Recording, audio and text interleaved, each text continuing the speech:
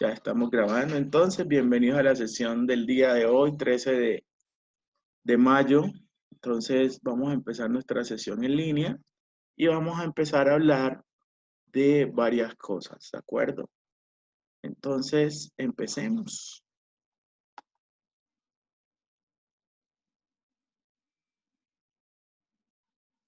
Esta no era la que les iba a mostrar. Espera un momentico.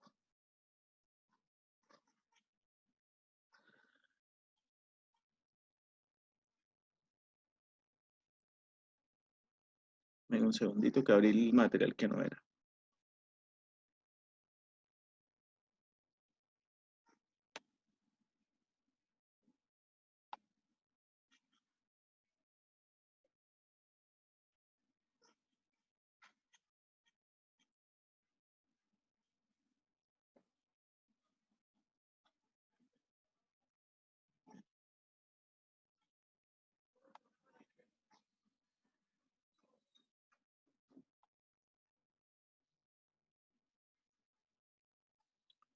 Bien, entonces, ya les estoy compartiendo pantalla. Ahora sí. Bueno, entonces, cuando nosotros hablamos de tableros, pues nosotros vamos a empezar con la reflexión inicial de la guía, porque siempre que nosotros hablemos de lógica cableada, pues realmente lo que nosotros estamos haciendo o estamos implementando es una serie de lógicas que nos permiten hacer un control muy parecido como el que ustedes hacen con los PLCs, pero esta vez lo vamos a hacer a través, a través de contactores o de elementos mecánicos que me permitan entonces, eh, mantener el control de los elementos. Y ustedes me dirán, profe, pero aquí la primera pregunta tal vez que les puede surgir es, bueno, ¿y por qué no lo hacemos todo con un PLC? Puede llegarse a dar esa pregunta, ¿cierto? Pero la respuesta es mucho más sencilla de lo que damos. No siempre la solución a todas las necesidades va a ser un PLC. O podríamos decirlo de otra manera, las necesidades de la automatización no siempre van a ser exactamente las mismas. Entonces, definitivamente cada vez que nosotros escogemos una solución a implementar, va a estar dada o va a estar mediada, como lo quieran mencionar Buenos ustedes. días, profe. Buenos días, Marlon. Va a estar mediada definitivamente por la situación o las características o los requerimientos que el cliente a usted le dé o las especificaciones que el cliente a usted le dé. Entonces nosotros no podemos pensar siempre de esta manera de que yo todo lo voy a resolver con un micro o todo lo voy a resolver con un PLC o todo lo voy a resolver con lógica cableada. No, siempre nosotros tenemos que evaluar técnicamente lo que nosotros tenemos y de acuerdo a esa evaluación y mirando los requerimientos y las especificaciones que necesita la persona, ahí es como nosotros actuamos. Ni siquiera se reduce al hecho de que a mí me gusta tal cosa. No, yo en varias oportunidades yo siempre he utilizado de pronto el mismo ejemplo y es que imagínense que nosotros quisiéramos matar un mosquito con una bala de cañón. Matar un mosquito con una bala de cañón es un gasto innecesario de energía y de todo lo que ustedes quieran. ¿Por qué? Porque muy seguramente uno ni siquiera lo lograremos matar, porque es posiblemente que la esquive o que alcance a volar cuando le haya impactado, o en fin, pase cualquier cantidad de cosas. Puede suceder eso, no lo alcanzamos a matar y, sí, y sin embargo invertimos una cantidad de dinero que de pronto no era necesaria. De pronto con un matamosquitos lo hubiésemos podido lograr más, o como dicen los memes, que hay por ahí. No saben lo que se los viene con la raquetica de 14.000, ¿cierto? Entonces, es ahí donde es importante que ustedes tengan las cosas muy claras. La solución se desarrolla dependiendo de lo que el cliente les pida, de la necesidad del cliente. Esa parte es muy importante. Entonces, eso es algo que quiero que lo tengan en cuenta. Yo sé que normalmente uno se gomosea mucho cuando entra a ciertas temáticas, pero es importante que ustedes tengan muy en claro que no todo se usa de la misma manera. Y ese tema es bien importante. Adicionalmente, por ejemplo, que si yo hago la comparación, por ejemplo, con los PLCs, un PLC te puede costar más de 1.000.000 de pesos.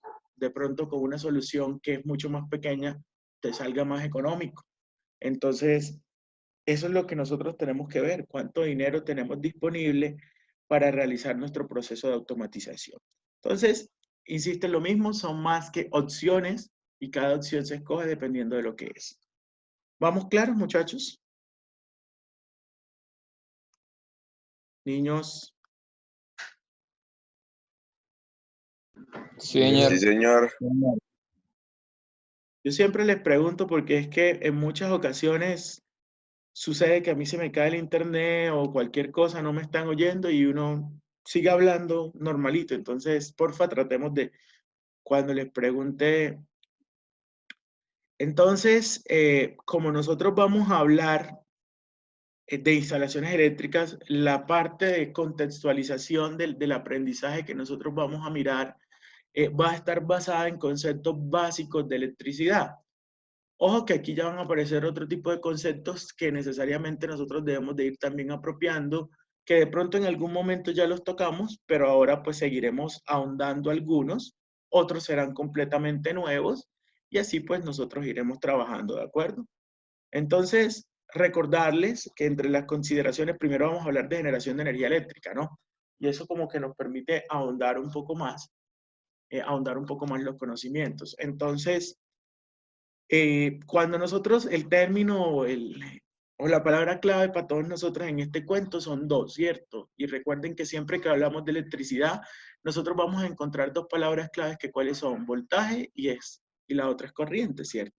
Entonces siempre que nosotros hablamos de voltaje, hablamos de la diferencia de potencial que hay entre dos puntos, ¿cierto? Y esto lo que me dice es que siempre voy a tener un nivel de referencia para nosotros medirlo, ¿cierto? Y como ustedes bien lo saben, el voltaje se mide en voltios, ¿cierto? A diferencia de la corriente, ¿cierto? Y recordemos que la corriente es el flujo ordenado de los electrones. Entonces son dos conceptos completamente diferentes. Recordemos entonces que lo que mata, como ya se los había dicho anteriormente, es la corriente, más no el voltaje. Y que una de las cosas importantes que nosotros debemos de tener en cuenta es que la corriente eléctrica, ¿cierto? Es la que se utiliza para calcular cualquier tipo de protección, porque normalmente la protección se tiende a tener en cuenta es la corriente, ¿de acuerdo? Y de acuerdo a lo que nosotros conocemos, tenemos varios tipos de carga. Ojo que la mayoría, aquí normalmente vamos a trabajar en CA, ¿no? Para que lo tengan muy en cuenta. Entonces, la mayoría de cargas que nosotros tenemos, existen varios tipos. ¿Y cuáles son esos tipos de carga? Existen las cargas resistivas, las inductivas y las capacitivas. Cualquier carga resistiva, ¿cuál es? Es aquella fuente en donde solamente, pues sencillo, son las planchas, por ejemplo, los asadores eléctricos, es una carga donde sencillamente yo tengo una resistencia eléctrica y sobre ella yo pongo a circular una corriente. Aquí hablando ya de electrónica de potencia un poquito, siempre que nosotros hablemos de una carga resistiva, vamos a decir entonces que el voltaje está en fase con la corriente. ¿Eso qué quiere decir? Normalmente nosotros normalmente conocemos un tema que se llaman fasores. Los fasores son la representación en la frecuencia, en el dominio de la frecuencia de ciertas variables físicas. Entre esas variables físicas tenemos la potencia, el voltaje, la corriente. Básicamente un fasor es una línea recta, es un vector, ¿de acuerdo? Es un vector tal cual como nosotros lo veíamos en física. Cuando yo digo que en las cargas resistivas la corriente y el voltaje están en el mismo ángulo, ¿Qué quiere decir? Que están en línea, quiere decir que en el momento en que llega el voltaje, también llega la corriente. Es decir, los dos llegan al mismo tiempo. Y ya les voy a explicar a un poco más a detalle qué significa esto cuando hablemos entonces de este tipo de cargas. Me voy a permitir entonces hablar primero de las cargas capacitivas. Cuando yo hablo de cargas capacitivas, nosotros estamos hablando de cargas que tienen que ver como condensadores. En las cargas capacitivas pasa una cosa, la corriente adelanta el voltaje. Y ustedes me dirán, ¿cómo así, profe, que la corriente adelanta el voltaje? ¿Eso qué quiere decir? Perdón, voy a parar un momentico y voy a contestar la pregunta de Julián acá. Julián en el chat nos dice, ¿son directamente proporcionales? No, no he dicho que sean directamente proporcionales. Lo que les estoy mencionando a ustedes es que llegan a la vez. ¿De acuerdo? O sea, mejor dicho, si usted va a prender una lámpara, cuando usted prende una lámpara, que si es una lámpara incandescente, Julián, apaga el micrófono, Julián. Apaga el micrófono, Julián. si yo tengo una lámpara incandescente que es una carga completamente resistiva, ¿qué va a suceder? En el momento en que yo presiono, el interruptor, en ese momento yo suelto dos cosas, corriente y voltaje. O sea, van a la par, ¿de acuerdo? Y ya me lo vas a entender un poco mejor ahora que estoy hablando con las cargas capacitivas. ¿A dónde vamos? Una carga capacitiva es la que me permite o es la que existe cuando yo tengo cualquier proceso de condensadores. ¿Y eso qué quiere decir? Cuando usted tiene el condensador, el capacitor, como usted lo quiera llamar, cuando usted lo tiene sin nada, a ver, y hagámoslo un poquito más dinámico esta parte de la clase. Cuando ustedes tienen el capacitor, o mejor dicho, le cambio la pregunta y le pregunto lo siguiente, ¿cuál es la función de un capacitor? Alguien que me pueda contestar eso.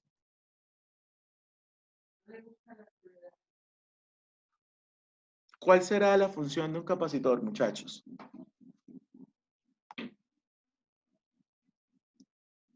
No, ninguna. Medianamente, John nos dice quedarse en un mismo voltaje, ¿no? Filtrar los sobrepicos, más o menos. Y ya yo se los había explicado esto. Ojo con lo que están haciendo, ¿no? Almacenar la energía. Cuando nosotros tenemos un capacitor lo que realmente hace, ¿cierto? Es guardar energía. Y yo les explicaba en su momento que cuando yo tengo un capacitor, el capacitor de momento en el tiempo cero, ¿cierto? Está completamente descargado, ¿cierto? Porque no hay un flujo de energía, ¿cierto? No tiene energía guardada. Recuerden que la función del capacitor es que el capacitor sencillamente lo que hace, disculpen, aquí voy a hacer un garabatico.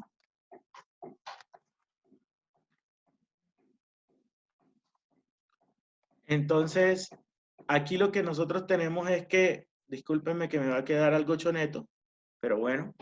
Entonces, ¿qué es lo que hace? Si yo esto aquí tengo tiempo y aquí tengo voltaje, entonces, ¿qué es lo que le va a pasar al capacitor? El capacitor en el tiempo cero no tiene carga, o sea, no tiene nada de voltaje asociado, o mejor dicho, se los cambio, no tiene energía almacenada. Pero entonces, el capacitor, ¿qué es lo que hace? Él empieza a pasar del tiempo, él empieza a cargarse, llega a su máxima carga y él empieza, ¿qué? Él empieza a liberar paulatinamente toda esa energía hasta que llega a cero. No, señor, no, un capacitor no es como una batería. ¿Por qué? Porque la batería es capaz de mantener la energía durante mucho tiempo, guardada, ¿de acuerdo? Dependiendo de lo que se utiliza. Cuando nosotros hablamos de un capacitor, hablamos que él es capaz de cargarse hasta su carga máxima, pero así como se cargó, se descargó de manera inmediata. Y les voy a poner un ejemplo muy sencillo. Ustedes se han dado cuenta que cuando ustedes tienen un televisor y usted lo apaga, o bueno, en estos televisores plasmas, LCD y todos los de esta época, cuando usted desconecta el televisor, usted sabe que ellos tienen un LEDcito rojo allá, ¿cierto? Ese LED rojo no se apaga de una vez. Ese LED rojo, después que usted lo desconecta, ojo, y digo Y digo que lo tiene que desconectar porque cuando usted lo apaga, el LED queda encendido porque él entra en un modo de stand-by, ¿cierto? A pesar de que está apagado, porque él está esperando cualquier orden que llegue por el control. Pero cuando usted desconecta el televisor, después de un rato, no muy grande, también debo decirlo, el LED se empieza a apagar. ¿Por qué? Porque los capacitores de la fuente de voltaje todavía están cargados y ellos están sacando toda esa energía. Pero esa es la gran diferencia con una batería. La batería se carga y tú puedes mantener esa batería si no la estás utilizando durante un periodo de tiempo. Obvio se va a ir descargando, pero demora mucho más. En cambio el capacitor no.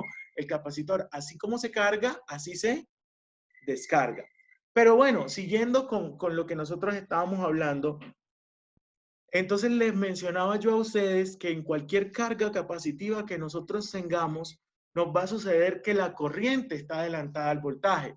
¿Por qué? Porque para que aparezca el voltaje tuvo que haber circulado por el capacitor una corriente. Y cuando circuló esa corriente por el capacitor es que empieza a aparecer el voltaje.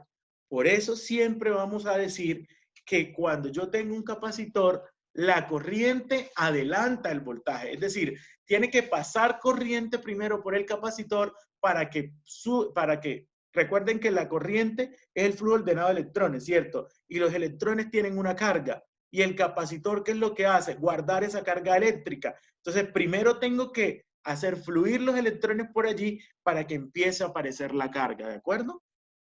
No sé si me he explicado, si se entiende, si lo he explicado con suficiencia o si es necesario un nuevo ejemplo.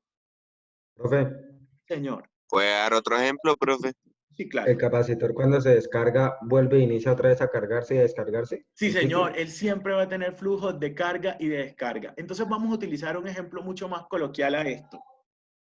Imagínense que usted va a tener un marranito, una alcancía, ¿de acuerdo? Entonces, digamos que el marranito va a ser el equivalente para nosotros del capacitor, ¿cierto? Entonces, imagínense que usted va a empezar, imagínense que usted necesita garantizar un flujo de dinero en ese marranito para que ese marranito se llene, ¿de acuerdo? Entonces, ¿qué es lo que hace, qué es lo que empieza a hacer usted, ¿cierto? Empieza a meterle, ¿qué cosa? Moneda, ¿cierto? Entonces, imagínense que las monedas son los electrones. Pregunta, en la medida que pasa la corriente, al inicio pues no había absolutamente nada, pero en la medida que usted empezó a echarle moneditas, es decir, aumentó el flujo, empezó el marranito a llenarse, ¿cierto? ¿Qué es el equivalente?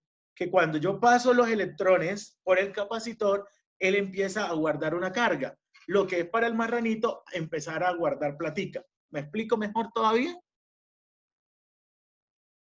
Sí, señor. Señor. Ok. ¿Claros entonces cómo funciona una carga capacitiva?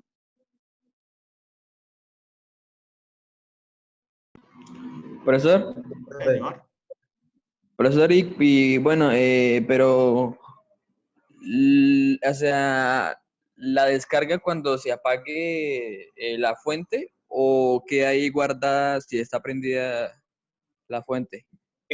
Si la fuente está cargada, como tú lo mencionas, él entra en procesos de Encendida. carga, descarga. Lo que pasa es que ya, como se sostiene la entrada de la carga, entonces al parecer siempre se va a mantener el mismo valor, Por pero eso. él siempre está cargando y descargando, ¿de acuerdo?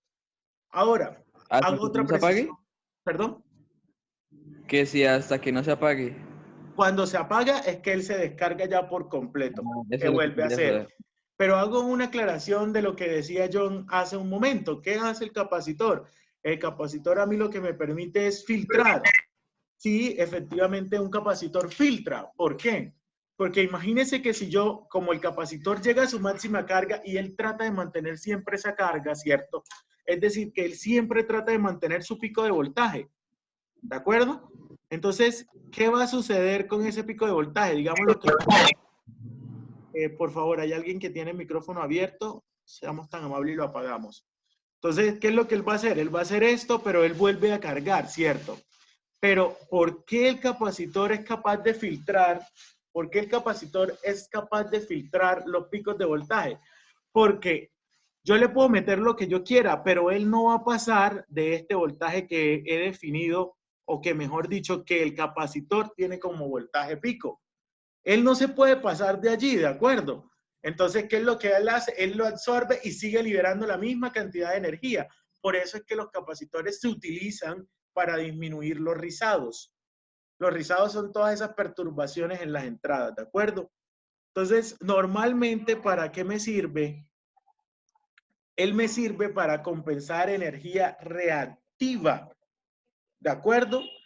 Entonces, voy a utilizar aquí un ejemplo que a mí me gusta mucho, potencia reactiva, que creo que ya lo habíamos hablado, ¿cierto?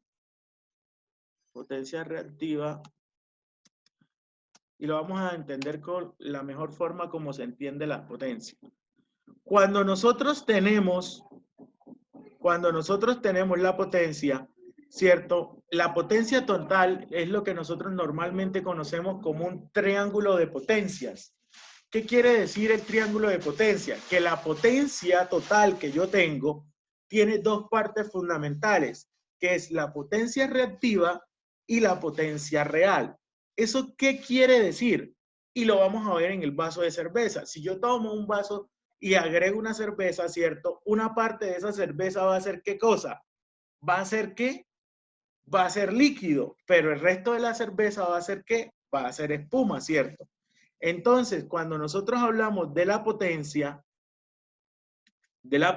¿cierto? ¿Qué es lo que nos va a suceder? La potencia real, es decir, la potencia que se aprovecha, realmente es la que nosotros hablamos que son los kilovatios, es la energía que yo utilizo.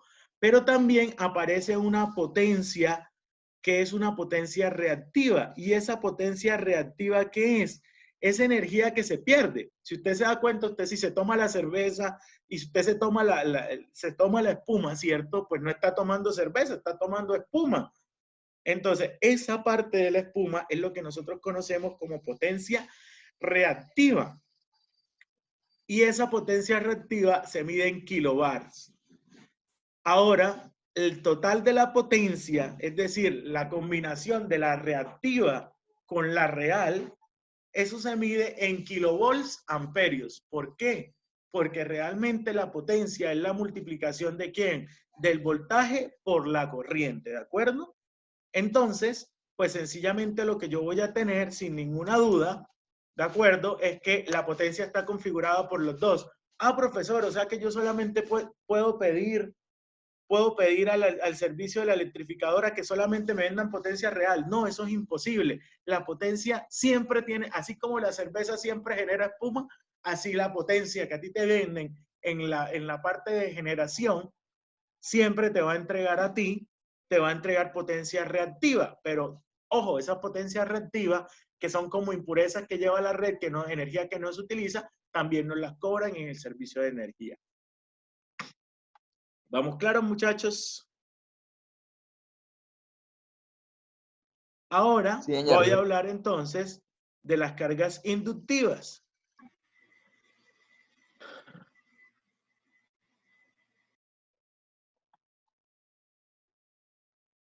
Cuando hablamos de las cargas inductivas, son generalmente la carga que aparece cuando yo tengo cualquier tipo de motor, llámese como usted lo quiera llamar. Cualquier tipo de motor es una carga inductiva. Llámese licuadora, bomba, motor, desguañadora, todo lo que usted quiera que sea eléctrico y que sea un motor, siempre, muchachos, siempre va a ser en cualquiera de sus tipos, una carga inductiva. No, Marlon, la reactiva nunca jamás se puede volver real. Es como si tú quisieras convertir la espuma de la cerveza en líquido, no se puede.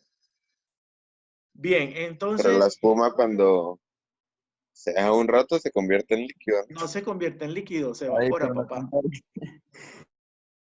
Se evapora. El líquido siempre va a permanecer a la misma altura, mijitos. No. Haga la prueba y verá. No. Cuando uno echa bastante cerveza y queda mucha espuma, usted la deja y el Por eso, líquido sube. la empresa, ella se empieza a desconfigurar. Y el líquido te queda a la misma medida. Pruébalo y me echarás un cuento. Bueno, No entonces, me convence, no me convence. pruébelo y me cuenta. Es más, me invito a una cerveza. No, mentira. Esto. Bueno, entonces, siempre que yo tenga bobinas, ¿y eso qué incluye? Eso incluye transformadores, ¿de acuerdo? Siempre que yo tenga una bobina, siempre voy a tener una carga de tipo inductiva. ¿Y esto qué implica? Cuando yo tengo una carga inductiva, siempre voy a decir que el voltaje adelanta a la corriente. ¿Y por qué el voltaje adelanta la corriente? Porque cuando nosotros tenemos un inductor, es decir, cuando yo tengo una bobina de cualquier tipo, llámese como se llame, inclusive un toroide, ¿qué es lo que va a suceder? La función de la bobina, así como la resistencia se opone al paso de la corriente, la bobina también se opone a los cambios de corriente. Ojo, a los cambios de corriente. Entonces, ¿qué quiere decir eso? Que la bobina, ustedes saben que una bobina, y me vuelvo aquí a mi marracho, básicamente es esto, ¿cierto? Es un inducido, es decir, alambre que va completamente como enrollado, ¿cierto? Qué pena, no soy muy bueno en Paint con el mouse, pero bueno. ¿Qué va a suceder? Aquí lo que está sucediendo entonces es que la bobina se opone a los cambios de la corriente. ¿Y eso a qué se debe? Eso se debe generalmente a que la bobina, ¿cierto? Siempre va a producir un campo magnético a su alrededor, pero como es circular, en la medida que va cambiando la posición, la corriente que se va moviendo dentro de ese círculo, el campo magnético va cambiando. Entonces lo que hace es oponerse al flujo de la corriente. ¿Por qué primero aparece el voltaje? Porque primero tiene que haber voltaje para que sobre todo esta bobina deje pasar toda la corriente que está pasando. Es decir, yo necesito toda la fuerza para que pueda circular. Por eso siempre que yo tenga una carga inductiva, pues realmente hace referencia a que a lo que yo tenga bobinas. Siempre aquí aparecen también otros conceptos que nosotros debemos de tener claros, que son los armónicos o son las impurezas que yo puedo inclusive inyectar a la red en el momento en que utilizo cargas inductivas. Estas cargas, ¿a qué se deben? A que